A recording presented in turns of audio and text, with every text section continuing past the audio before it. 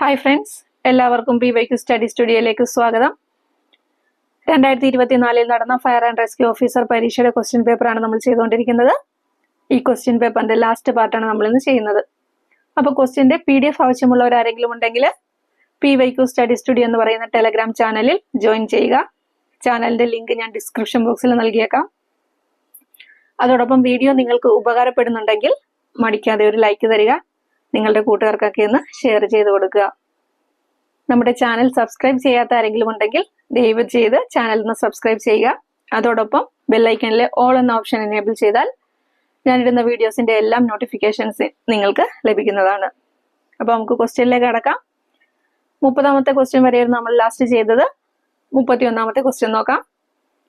കണ്ണിലെ കോർണിയ വരണ്ട അധാര്യമാകുന്ന സിറോഫ്താൽമിയ എന്ന രോഗത്തിന് കാരണമാകുന്നത് ഏത് വിറ്റാമിന്റെ തുടർച്ചയായ അഭാവമാണ്?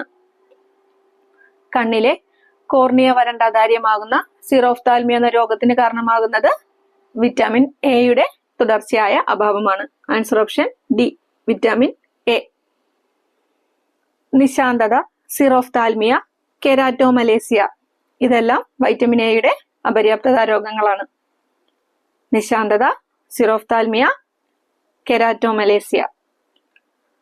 അതുപോലെ വൈറ്റമിൻ B1 അപര്യാപ്തത മൂലമുണ്ടാകുന്ന രോഗമാണ് ബെറിബെറി. വൈറ്റമിൻ B1 അപര്യാപ്തത രോഗം ഏതാണ്? ബെറിബെറി. വൈറ്റമിൻ B2 അപര്യാപ്തത രോഗമാണ് കീലോസിസ്. കീലോസിസിന് കാരണം വൈറ്റമിൻ B2 അപര്യാപ്തത. വൈറ്റമിൻ B3 അപര്യാപ്തത മൂലമുണ്ടാകുന്നതാണ് പെല്ലഗ്ര. ഉറക്കമില്ലായ്മ, ക്ഷീണം ഇതിനൊക്കെ കാരണം വൈറ്റമിൻ B5 അപര്യാപ്തതയാണ്. ഉറക്കമില്ലായ്മ, ക്ഷീണം ഇതിന് കാരണം എന്താണ്? വൈറ്റമിൻ B5 അപര്യാപ്തത. വൈറ്റമിൻ B6 അപര്യാപ്തത രോഗമാണ് microcytic anaemia. Microcytic anaemia vitamin B6 അപര്യാപ്തത രോഗം. വൈറ്റമിൻ B7 അപര്യാപ്തത മൂലമുണ്ടാകുന്നതാണ് സെബോറിയ, അതേപോലെ മുടികൊഴിച്ചിൽ. സെബോറിയ, മുടികൊഴിച്ചിൽ ഇത് രണ്ടും എന്തിന്റെ അഭാവം മൂലമാണ്? Vitamin B7. വൈറ്റമിൻ B9 അപര്യാപ്തത രോഗമാണ് മെഗലോബ്ലാസ്റ്റിക് അനീമിയ. B9 അഭാവം മൂലമുണ്ടാകുന്നത് മെഗലോബ്ലാസ്റ്റിക് അനീമിയ. B12 അപര്യാപ്തത മൂലമുണ്ടാകുന്നതാണ് പെർനീഷ്യസ് അനീമിയ. B6 അപര്യാപ്തത മൂലം മൈക്രോസൈറ്റിക് അനീമിയ. B9 അപര്യാപ്തത മൂലം മെഗലോബ്ലാസ്റ്റിക് അനീമിയ. B12 അപര്യാപ്തത മൂലം പെർനീഷ്യസ് അനീമിയ. വൈറ്റമിൻ സിയുടെ അപര്യാപ്തത മൂലം ഉണ്ടാകുന്നതാണ് സ്കർവി. വൈറ്റമിൻ സിയുടെ അപര്യാപ്തത സ്കർവി. വൈറ്റമിൻ ഡിയുടെ അപര്യാപ്തത മൂലം ഉണ്ടാകുന്നതാണ് കണ അഥവാ റിക്കറ്റ്സ്. വൈറ്റമിൻ ഡിയുടെ അപര്യാപ്തത രോഗം ഏതാണ്? കണ അഥവാ റിക്കറ്റ്സ്. വന്ധ്യതയ്ക്ക് കാരണമാകുന്നത് വൈറ്റമിൻ ഇയുടെ അപര്യാപ്തത മൂലം. വൈറ്റമിൻ ഇയുടെ അപര്യാപ്തത മൂലം ഉണ്ടാകുന്നതാണ് വന്ധ്യത. വൈറ്റമിൻ കെയുടെ അപര്യാപ്തത മൂലമാണ് രക്തം കട്ടപിടിക്കുന്നതിലെ കാലതാമസം ഉണ്ടാകുന്നത്. രക്തം കട്ടപിടിക്കുന്നതിലെ കാലതാമസം ഉണ്ടാകുന്നതിന് കാരണം വൈറ്റമിൻ കെയുടെ അപര്യാപ്തതയാണ്. 32ാമത്തെ ക്വസ്റ്റ്യൻ നോക്കാം. പ്ലാസ്മോഡിയം എന്ന പ്രോട്ടോസോവയുടെ വാഹകരായ അനോഫിലിസ് പെൺകൊതുക് വഴി പകരുന്ന രോഗമേത്? പ്ലാസ്മോഡിയം എന്ന പ്രോട്ടോസോവയുടെ വാഹകരായ അനോഫിലിസ് പെൺകൊതുക് വഴി പകരുന്ന രോഗം ഏതാണ്? മലമ്പനി. ഓപ്ഷൻ ബി, മലമ്പനി. ലോകത്തിലെ ആദ്യ മലമ്പനി പ്രതിരോധ വാക്സിൻ ഏതാണ്? RTS അഥവാ മൊസ്ക്യുറിക്സ്. RTS അഥവാ മൊസ്ക്യുറിക്സ് ആണ് ലോകത്തിലെ ആദ്യ മലമ്പനി പ്രതിരോധ വാക്സിൻ. ലോക മലേറിയ ദിനം ഏപ്രിൽ 25. ലോക മലേറിയ ദിനം എന്നാണ് ഏപ്രിൽ 25. പ്രധാനമായും 4 തരം പ്ലാസ്മോഡിയം അണുക്കളാണ് മലമ്പനി ഉണ്ടാക്കുന്നത്. 4 തരം പ്ലാസ്മോഡിയം അണുക്കളാണ് എന്തുണ്ടാക്കുന്നത്? മലമ്പനി ഉണ്ടാക്കുന്നത്. ഏതൊക്കെയാണ്? Plasmodium malariae, plasmodium falciparum, plasmodium vivax, plasmodium ovale. ഏതൊക്കെയാണ് 4 അണുക്കള്? Plasmodium malariae, plasmodium falciparum, plasmodium vivax, plasmodium oven.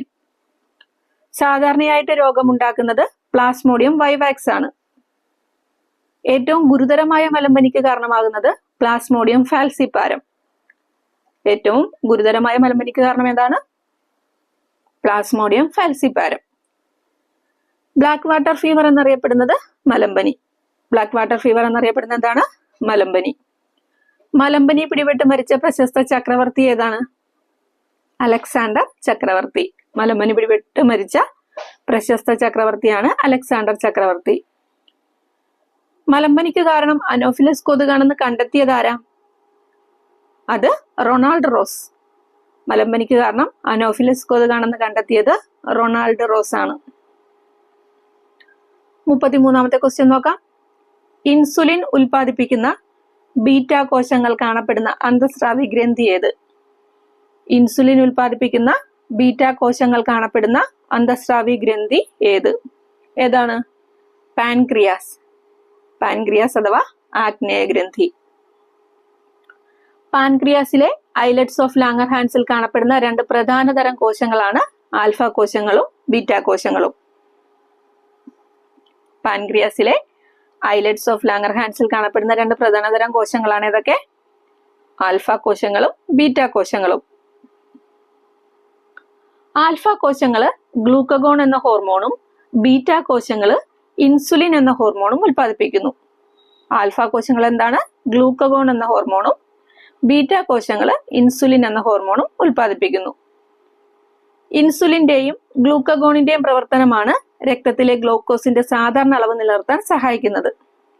ഇൻസുലിന്റെയും ഗ്ലൂക്കഗോണിന്റെയും പ്രവർത്തനമാണ് രക്തത്തിലെ ഗ്ലൂക്കോസിന്റെ സാധാരണ അളവ് നിലനിർത്താനായിട്ട് സഹായിക്കുന്നത്.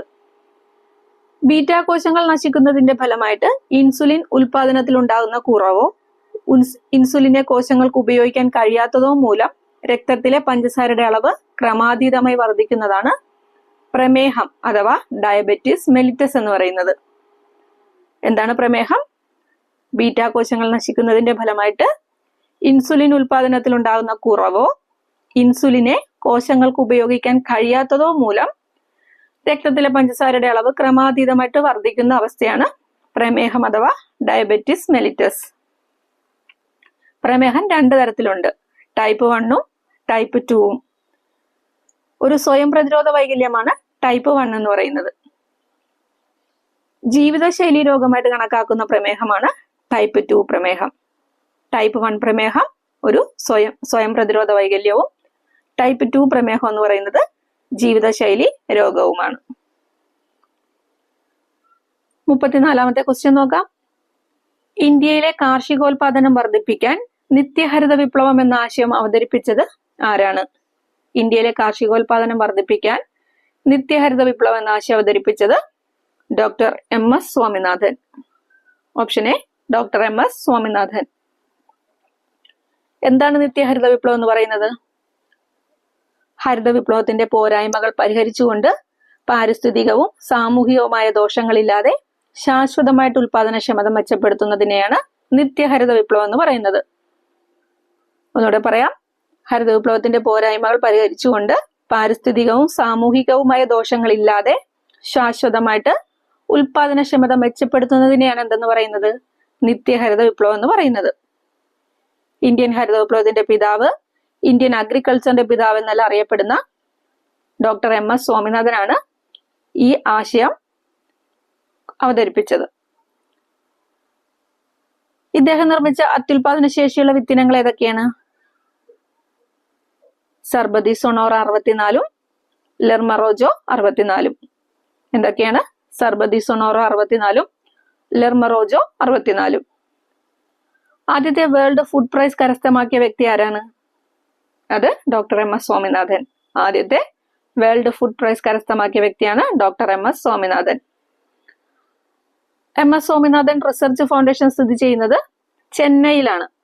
MS സ്വാമിനാഥൻ റിസർച്ച് ഫൗണ്ടേഷൻ സ്ഥിതി ചെയ്യുന്നത് എവിടെയാണ്? ചെന്നൈ. കേരളത്തിൽ MS സ്വാമിനാഥൻ റിസർച്ച് ഫൗണ്ടേഷൻ സ്ഥിതി ചെയ്യുന്നത് പുത്തൂർ വയൽ മേപ്പാടി, വയനാട് ജില്ലയിലാണ്. പുത്തൂർ വയലിലാണ് കേരളത്തിലെ MS സ്വാമിനാഥൻ റിസർച്ച് ഫൗണ്ടേഷൻ സ്ഥിതി ചെയ്യുന്നത്. ഇദ്ദേഹത്തിന്റെ പ്രധാന കൃതികളാണ് from green to evergreen revolution, പിന്നെ the quest for a world without hunger. ഏതൊക്കെയാണ്? ഫ്രം ഗ്രീൻ ടു എവർഗ്രീൻ റവല്യൂഷനും the quest for a world without ഹങ്കറും. 2023 September 28 doctor M S Swaminathan അന്തരിച്ചു. അന്തരിച്ചതെന്നാണ് 2023 സെപ്റ്റംബർ 28. അടുത്ത ക്വസ്റ്റ്യൻ നോക്കാം. 35ാമത്തെ ചോദ്യം. ചന്ദ്രയാൻ 3 ദൗത്യത്തിന് പിന്നിലെ റോക്കറ്റ് വനിത ആരാണ്? ചന്ദ്രയാൻ 3 ദൗത്യത്തിന് പിന്നിലെ റോക്കറ്റ് വനിത ആരാണ്? ഋതു കരുതൽ. നിലവിലെ PSC പരീക്ഷകളിലെല്ലാം വളരെ ഡീപ്പായിട്ട് ചോദിക്കുന്ന ഒരു ഭാഗമാണ് ഇതിപ്പോ ചന്ദ്രയാൻ 3 എന്ന് പറയുന്നത്. ചന്ദ്രയാൻ 3യെ കുറിച്ചൊരു വീഡിയോ നമുക്ക് പ്രത്യേകം ചെയ്യാം. ഓക്കെ, ഇപ്പൊ കുറച്ച് പോയിന്റ്സ് നമുക്ക് നോക്കാവുന്ന. ചന്ദ്രന്റെ ദക്ഷിണ ധ്രുവത്തിൽ സോഫ്റ്റ് ലാൻഡ് ചെയ്ത ആദ്യ രാജ്യമാണേത്? ഇന്ത്യ. ചന്ദ്രന്റെ ദക്ഷിണ ധ്രുവത്തിൽ സോഫ്റ്റ് ലാൻഡ് ചെയ്ത ആദ്യ രാജ്യമാണ് ഇന്ത്യ. ചന്ദ്രന്റെ ദക്ഷിണ ധ്രുവത്തിൽ സോഫ്റ്റ് ലാൻഡ് ചെയ്തത് എന്നാ? 2023 ഓഗസ്റ്റ് 23. 2023 ഓഗസ്റ്റ് 23 ഇന്ത്യ ചന്ദ്രന്റെ ദക്ഷിണ ധ്രുവത്തിൽ സോഫ്റ്റ് ലാൻഡ് ചെയ്തത്. ഇതിന്റെ ഓർമ്മയ്ക്കായിട്ട് ഓഗസ്റ്റ് 23 ദേശീയ ബഹിരാകാശ ദിനമായിട്ട് ആചരിക്കാനായിട്ട് തീരുമാനിച്ചു. ഓഗസ്റ്റ് 23 ദേശീയ ബഹിരാകാശ ദിനം. ചന്ദ്രയാൻ സോഫ്റ്റ് ലാൻഡ് ചെയ്ത സ്ഥലം അറിയപ്പെടുന്നത് എന്ത് പേരിലാണ്? ശിവശക്തി പോയിന്റ്. സോഫ്റ്റ് ലാൻഡ് ചെയ്ത സ്ഥലം അറിയപ്പെടുന്നത് ശിവശക്തി പോയിന്റ് എന്നാണ്. ചന്ദ്രയാൻ 3യുടെ project director P Veeramuthuvel. Project director ആരാണ്? P Veeramuthuvel. Mission director Mohankumar. അതുപോലെ ISROയുടെ ചെയർമാൻ ആയിരുന്നത് S സോമനാഥ്. ചന്ദ്രയാൻ 3യുടെ വിക്ഷേപണ വാഹനം GSLV Mark 3 ആണ്, അഥവാ LVM-3. വിക്ഷേപണ വാഹനം ഏതാണ്? LVM-3. LVM-3യുടെ അപരനാമങ്ങൾ എന്താണ്? LVM-3യുടെ അപരനാമങ്ങൾ അറിയാവുന്നവരൊന്ന് കമന്റ് ചെയ്തേക്കുക. 36ാമത്തെ ക്വസ്റ്റ്യൻ നോക്കാം. പർവ്വതാരോഹകർക്ക് പർവ്വതാരോഹണ വേളയിൽ അവരുടെ മൂക്കിൽ നിന്നും രക്തം പുറത്തു വരാറുണ്ട്. എന്തുകൊണ്ട്? പർവ്വതാരോഹകർക്ക് പർവ്വതാരോഹണ വേളയിൽ അവരുടെ മൂക്കിൽ നിന്നും രക്തം പുറത്തു വരുന്നത് എന്താണെന്ന് കാരണം എന്താണ്? അന്തരീക്ഷമർദ്ദം കുറവും രക്തക്കുഴലുകളുടെ മർദ്ദം കൂടുതലും ആയതിനാൽ. അന്തരീക്ഷമർദ്ദം കുറവും രക്തക്കുഴലുകളുടെ മർദ്ദം കൂടുതലും ആയതിനാൽ. Answer option A. ഭൗമോപരിതലം മുതൽ അന്തരീക്ഷത്തിന്റെ മുകൾ പരപ്പ് വരെ ഒരു നിശ്ചിത സ്ഥലത്ത് ഉൾക്കൊണ്ടിരിക്കുന്ന വായുവിന്റെ ഭാരമാണ് എന്ത്? അന്തരീക്ഷമർദ്ദം എന്ന് പറയുന്നത്. ഭൗമോപരിതലം മുതൽ അന്തരീക്ഷത്തിന്റെ മുകൾ പരപ്പ് വരെ ഒരു നിശ്ചിത സ്ഥലത്ത് ഉൾക്കൊണ്ടിരിക്കുന്ന വായുവിന്റെ ഭാരമാണ് അന്തരീക്ഷമർദ്ദം. വായുവിന്റെ മർദ്ദത്തെ സ്വാധീനിക്കുന്ന പ്രധാന ഘടകങ്ങൾ ഏതൊക്കെയാ? ഉയരം, താപം, ആർദ്രത. ഉയരം, താപം, ആർദ്രത എന്നിവയാണ് വായുവിന്റെ മർദ്ദത്തെ സ്വാധീനിക്കുന്ന പ്രധാന ഘടകങ്ങൾ. ഉയരം കൂടുന്നതിനനുസരിച്ച് അന്തരീക്ഷമർദ്ദം കുറഞ്ഞു വരുന്നു. മുകളിലേക്ക് പോകുന്തോറും വായുവിന്റെ അളവ് കുറയുന്നതാണ് മർദ്ദം കുറയാനായിട്ട് കാരണം. ഉയരം കൂടുന്നതനുസരിച്ച് എന്താണ്? അന്തരീക്ഷമർദ്ദം കുറഞ്ഞു വരുന്നു. മുകളിലേക്ക് പോകുന്തോറും വായുവിന്റെ അളവ് കുറയുന്നതാണ് മർദ്ദം കുറയാനായിട്ടുള്ള കാരണം. അതേപോലെ താപം കൂടുമ്പോഴും അന്തരീക്ഷമർദ്ദം കുറയുന്നു. ആർദ്രതയും അന്തരീക്ഷമർദ്ദവും തമ്മിലും വിപരീത അനുപാതമാണ്. താപം കൂടുമ്പോഴും അന്തരീക്ഷമർദ്ദം കുറയുന്നു. ആർദ്രതയുമായിട്ടുള്ള ബന്ധം എങ്ങനെയാണ്? അതും വിപരീത അനുപാതമാണ്. അടുത്ത ക്വസ്റ്റ്യൻ നോക്കാം. 37ാമത്തെ ക്വസ്റ്റ്യൻ. അതിശ അളവുകളുടെ ഉദാഹരണം താഴെ ചേർത്തവയിൽ നിന്നും കണ്ടെത്തുക. ഈ ക്വസ്റ്റ്യൻ PSC ഡിലീറ്റ് ചെയ്തു. നമുക്ക് അതിശ അളവും സദിശ അളവും ഒന്ന് നോക്കാം. പരിമാണത്തോടൊപ്പം ദിശ ചേർത്ത് പറയുന്ന അളവുകളാണ് എന്ത്? സദിശ അളവുകൾ. പരിമാണത്തോടൊപ്പം ദിശ ചേർത്ത് പറയുന്ന അളവുകളാണ് സദിശ അളവുകൾ എന്ന് പറയുന്നത്. സദിശ അളവിന് ഉദാഹരണം ഏതൊക്കെയാണ്? പ്രവേഗം, സ്ഥാനാന്തരം, ത്വരണം, ബലം, ആക്കം, ആവേഗം, മർദ്ദം. ഇതൊക്കെ എന്താണ്? സദിശ അളവുകളാണ്. പ്രവേഗം, സ്ഥാനാന്തരം, ത്വരണം, ബലം, ആക്കം, ആവേഗം, മർദ്ദം. ഇതെല്ലാം സദിശ അളവുകളാണ്. എന്താണ് അതിശ അളവുകൾ എന്ന് പറയുന്നത്? പരിമാണത്തോടൊപ്പം ദിശ ചേർത്ത് പറയാത്ത അളവുകളാണ് അദിശ അളവുകൾ. പരിമാണത്തോടൊപ്പം ദിശ ചേർത്ത് പറയാത്ത അളവുകൾ ഏതൊക്കെയാണത്? സമയം, പിണ്ഡം, ദൂരം, വിസ്തീർണം, പിന്നെന്തൊക്കെയുണ്ട്? വേഗം, പ്രവൃത്തി, വ്യാപ്തം, സാന്ദ്രത, അതുപോലെ പവർ, ഊർജം. ഇതൊക്കെ അദിശ അളവുകൾക്ക് ഉദാഹരണമാണ്. ഒന്നുകൂടെ പറയാം. സമയം, ദൂരം, പിണ്ഡം, വിസ്തീർണം, വേഗം, വ്യാപ്തം, പ്രവൃത്തി, സാന്ദ്രത, പവർ, ഊർജം. ഇതൊക്കെ അദിശ അളവുകൾക്ക് ഉദാഹരണങ്ങളാണ്. 38ാമത്തെ ക്വസ്റ്റ്യൻ നോക്കാം. ഇതിപ്പം ഡിലീറ്റഡ് ആണ്. 37ാമത്തെ ക്വസ്റ്റ്യൻ ഡിലീറ്റഡ് ആണ്. 38ാമത്തെ ക്വസ്റ്റ്യൻ, താഴെ കൊടുത്തിരിക്കുന്ന സംയുക്തങ്ങളിൽ നിന്നും ജലത്തിൽ ഭാഗികമായി ലയിക്കുന്നത് കണ്ടെത്തുക. താഴെ കൊടുത്തിരിക്കുന്ന സംയുക്തങ്ങളിൽ നിന്നും ജലത്തിൽ ഭാഗികമായി ലയിക്കുന്നത്. ആൻസർ ഓപ്ഷൻ ബി ആണ്, ക്ലോറോഫോം. എന്താണ് സംയുക്തങ്ങൾ എന്ന് പറയുന്നത്? വ്യത്യസ്ത തരം മാറ്റങ്ങൾ കൊണ്ട് നിർമ്മിതമായ ശുദ്ധ പദാർത്ഥങ്ങളാണ് സംയുക്തങ്ങൾ. വ്യത്യസ്ത തരം ആറ്റങ്ങൾ കൊണ്ട് നിർമ്മിതമായ ശുദ്ധ പദാർത്ഥങ്ങളാണ് എന്ത്? സംയുക്തങ്ങൾ. ജലം, കറിയുപ്പ്, അലക്കുകാരം, അപ്പക്കാരം, നവസാരം ഇതൊക്കെ എന്താണ്? സംയുക്തങ്ങളാണ്. ജലം, കറിയുപ്പ്, അലക്കുകാരം, അപ്പക്കാരം, നവസാരം ഇതൊക്കെ സംയുക്തങ്ങളാണ്. പരീക്ഷണശാലയിൽ നിർമ്മിക്കപ്പെട്ട ആദ്യ ഓർഗാനിക് സംയുക്തമാണ് യൂറിയ. പരീക്ഷണശാലയിൽ നിർമ്മിക്കപ്പെട്ട ആദ്യ ഓർഗാനിക് സംയുക്തം ഏതാണ്? യൂറിയ. ഫിനോളിന്റെ രാസനാമം എന്താ? ഫിനോൾ ഒരു സംയുക്തമാണ്. ഫിനോളിന്റെ രാസനാമം കാർബോളിക് ആസിഡ് ആണ്. കാർബോളിക് ആസിഡ് ആണ് എന്ത്? ഫിനോൾ. അപ്പൊ കാർബോണിക് ആസിഡ് എന്താ? അത് സോഡാജലം. സോഡാജലവും സംയുക്തമാണ്. സോഡാജലം എന്താണ്? കാർബോണിക് ആസിഡ് ആണ്. ഫിനോള് കാർബോളിക് ആസിഡ് ആണ്. ക്ലോറോഫോമിന്റെ രാസനാമം എന്താണ്? Trichloro methane. ട്രൈക്ലോറോ മീഥൈൻ ആണ് ക്ലോറോഫോം. അതേപോലെ കുമ്മായം എന്ന് പറയുന്നത് കാൽസ്യം ഹൈഡ്രോക്സൈഡ് ആണ്. നീറ്റ് കക്ക അഥവാ ക്വിക്ലൈം എന്ന് പറയുന്നത് കാൽസ്യം ഓക്സൈഡുമാണ്. കുമ്മായം കാൽസ്യം ഹൈഡ്രോക്സൈഡും നീറ്റ് കക്ക അഥവാ ക്വിക്ലൈം കാൽസ്യം ഓക്സൈഡുമാണ്. 39ാമത്തെ ക്വസ്റ്റ്യൻ. 39ാമത്തെ ക്വസ്റ്റ്യനും ഡിലീറ്റഡ് ആണ്. PSC ഇത് ഡിലീറ്റ് ചെയ്തിട്ടുണ്ട്. ഈ തന്നിരിക്കുന്ന മൂലകങ്ങളുടെ അവയുടെ അലോഹ സ്വഭാവത്തിന്റെ ആരോഹണ ക്രമത്തിൽ ക്രമീകരിക്കാനായിരുന്നു പറഞ്ഞിരുന്നത്. ക്വസ്റ്റ്യൻ ഡിലീറ്റഡ് ആണ്. എന്താണ് ഈ അലോഹങ്ങൾ എന്ന് പറയുന്നത്? രാസപ്രവർത്തനത്തിൽ ഇലക്ട്രോൺ സ്വീകരിക്കുന്ന മൂലകങ്ങളാണ് അലോഹങ്ങൾ. രാസപ്രവർത്തനത്തിൽ ഇലക്ട്രോൺ സ്വീകരിക്കുന്ന മൂലകങ്ങളാണ് ഇത് അലോഹങ്ങൾ.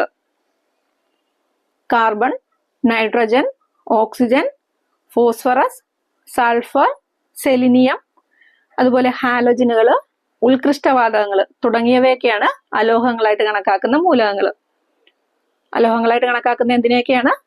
Carbon, nitrogen, oxygen, phosphorus, sulphur, selenium, അതുപോലെ ഹാലോജൻസ്, ഉത്കൃഷ്ട വാതകങ്ങൾ. ഇതെല്ലാം അലോഹങ്ങളായിട്ട് കണക്കാക്കുന്ന മൂലകങ്ങളാണ്.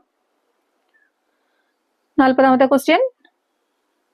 ക്വാണ്ടം ഡോട്ട്സുമായി ബന്ധപ്പെട്ട കണ്ടുപിടുത്തങ്ങൾക്ക് നോബൽ പ്രൈസ് 3 പേർ പങ്കിട്ടെടുത്തപ്പോൾ അതിൽ 2 പേർ അലക്സി യക്കിമോവ്, ലൂയിസ് ഇ ബ്രൂസ് എന്നിവരെങ്കിൽ മൂന്നാമത്തെ വ്യക്തി ഏത് രാജ്യക്കാരനാണ്? ഈ ക്വസ്റ്റ്യനും PSC ഡിലീറ്റ് ചെയ്തു. 2023 രസതന്ത്രത്തിലെ നോബൽ പ്രൈസ് ലഭിച്ചവരാണ് നാനോ കണങ്ങളിലെ ഇത്തിരി കുഞ്ഞന്മാരായ ക്വാണ്ടം ഡോട്ടുകൾ വികസിപ്പിച്ച Louis E Brus, Alexei Ekimov, Moungi G Bawendi എന്നീ 3 പേർക്കാണ് 2023 രസതന്ത്രത്തിനുള്ള നോബൽ പ്രൈസ് ലഭിച്ചത്. ഈ 3 പേരും US രസതന്ത്രജ്ഞരാണ്. ഈ ക്വസ്റ്റ്യൻ പക്ഷേ PSC ഡിലീറ്റ് ചെയ്തു. അപ്പൊ ഓക്കെ ഫ്രണ്ട്സ്, ഇതില് നമ്മളുടെ GK പാർട്ടിൽ നിന്നുള്ള ക്വസ്റ്റ്യൻസ് കഴിഞ്ഞിട്ടുണ്ട്. അപ്പോൾ അടുത്ത ദിവസം നമ്മൾ പുതിയൊരു ക്വസ്റ്റ്യൻ ആയിട്ടാണ് വരുന്നത്. ക്വസ്റ്റ്യന്റെ PDF ആവശ്യമുള്ളവര് ടെലഗ്രാം ചാനലിൽ ജോയിൻ ചെയ്യുക. അപ്പോൾ okay, thank you for watching. By.